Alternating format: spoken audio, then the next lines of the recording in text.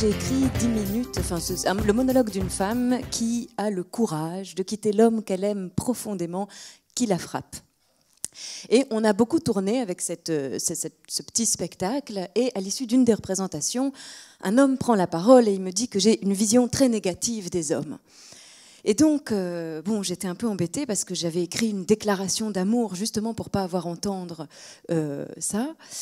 Et donc s'ensuit tout un débat sur justement ce chiffre, sur le nombre de femmes qui meurent, que c'est quand même un constat réel avec des chiffres à l'appui et tout ça. Et en rentrant chez moi le lendemain, je vois un ami qui m'est très cher, qui est un homme sensible, intelligent, fin, et je lui raconte ça. Je lui dis, tu te rends compte, il s'est passé ça. Et il me dit, oh écoute, franchement, depuis l'affaire Weinstein, vous nous faites chier avec les droits des femmes. Et là, je dis, mais il ne s'agit pas des droits des femmes, il s'agit de leur massacre. Et donc, j'étais tellement...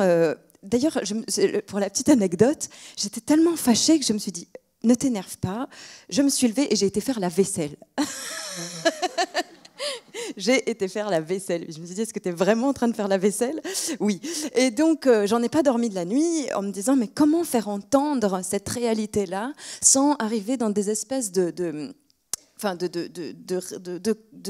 dialogue un peu sourd autour de questions sensibles. Et le lendemain, je me suis levée et j'ai écrit ce texte. J'ai commencé à écrire ce texte qui s'appelle « Cinglée ». Et donc, qui est l'histoire d'une femme qui devient cinglée parce que personne n'entend cette réalité-là. Et j'ai aussi gardé le titre « Cinglée » parce que c'est aussi la femme qui reçoit des coups de cingle, évidemment. Donc, c'est ces deux-là... qui s'entrechoquent. Et donc, c'est l'histoire, très brièvement, d'une immigrée portugaise qui s'appelle Marta Mendes, qui vit à Bruxelles, qui est une amoureuse de la Belgique parce que la Belgique a été son abri, la Belgique a été son refuge parce qu'elle a fui la dictature de Salazar. Et cette femme, un jour, par hasard, elle va apprendre qu'il y a eu le premier meurtre conjugal de l'année 2017 en Belgique, dans le journal, et elle ne va pas supporter qu'on dise du mal de la Belgique.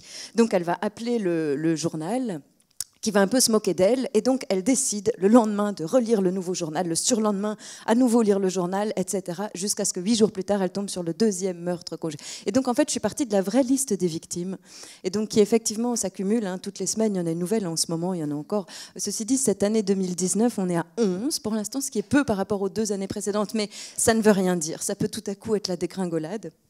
Et donc voilà, il y a aussi la présence de son fils qui lui est totalement désarmé face à la folie de sa mère. Il y a un médecin et il y a la petite fille du médecin. Pour dire les 4 personnages, ils sont 4 acteurs. C'est Anne Sylvain qui joue la cinglée avec Stéphane Pirard, Charlotte Villalonga et Yves Bouguet.